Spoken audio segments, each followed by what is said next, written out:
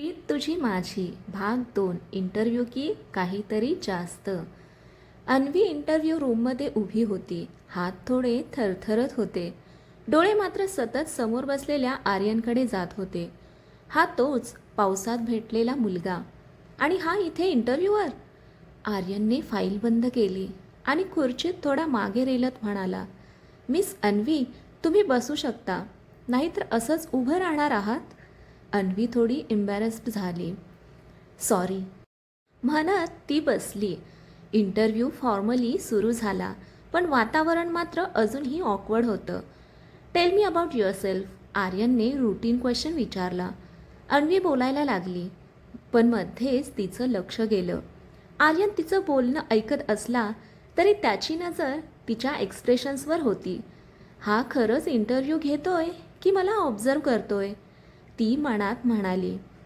आपण नर्वस आहात, आर्यनने अचानक विचारलं. अन्वी थोडी चकित. नाही, म्हणजे थोडं. गुड, तो म्हणाला. नर्वस असणं म्हणजे तुम्हाला ही जॉब महत्त्वाची वाटते. क्षणभर शांतता.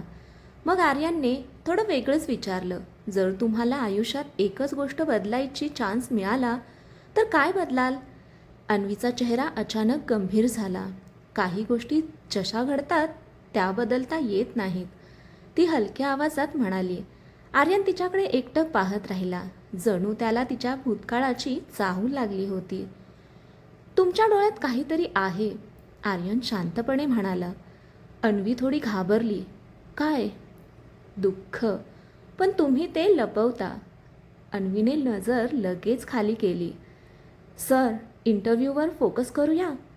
आर्यन हलकंसं हसला. ठीक आहे, पण कधीकधी फिलिंगसुद्धा इम्पॉर्टंट असतात. इंटरव्ह्यू संपला. अन्वी बाहेर आली. तिचं मन अजूनही हेवी होतं.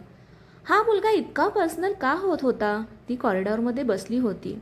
तेवढ्यात 2 एम्प्लॉईज बोलत होते. आर्यन सर खूप स्ट्रिक्ट आहेत. हो, आणि पर्सनल लाईफमध्ये तर अजूनच कॉम्प्लिकेटेड आहेत. कॉम्प्लिकेटेड? हो, म्हणतात त्यांचा पास्ट खूप पेनफुल आहे. अन्वीचं लक्ष तिकडे गेलं. Past painful? ती निघायला लागली. तेवढ्यात मागून आवाज आला, मिस अन्वी. ती थांबली, हळूच मागे वळली. आर्यन तिच्याकडे चालत येत होता.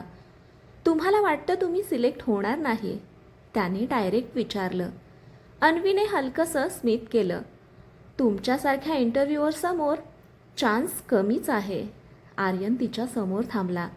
तुम्ही रॉंग आहात, तो शांतपणे म्हणाला. बिकॉज तुम्ही ऑलरेडी सिलेक्ट झालात. अन्वी काही क्षण काहीच बोलू शकली नाही. पण का, तिने विचारलं. आर्यन थोडा वेळ शांत राहिला. मग म्हणाला, बिकॉज तुमच्यात काहीतरी वेगळं आहे. Something real. अन्वीच्या मनात हलकीशी खुशी झाली, पण त्याचवेळी कन्फ्युजनसुद्धा. आर्यनने पुढे सांगितलं, पण एक अट आहे. अन्वीचा चेहरा पुन्हा सिरियस झाला. काय अट. आर्यन तिच्याकडे बघत म्हणाला, तुम्हाला माझ्यासोबत डायरेक्ट काम करावं लागेल. ॲज माय पर्सनल असिस्टंट. अन्वी थोडी शॉक्ड. Personal assistant? हो, कारण मला कुणीतरी असा हवा आहे जो मला समजून घेऊ शकेल. अन्वी कन्फ्युज्ड झाली. हा फक्त जॉब आहे की काहीतरी वेगळंच. अन्वी काही बोलणार इतक्यात आर्यनने शेवटचं वाक्य म्हटलं. आणि हो, माझ्यासोबत काम करताना तुम्हाला माझे काही रूल्स फॉलो करावे लागतील. रूल्स? अन्वीने विचारलं. आर्यन हसला, पण त्या हसण्यात काहीतरी गूढ होतं. Rule number 1, no personal questions. क्षणभर शांतता. मग हा स्वतःच इतका पर्सनल का झाला.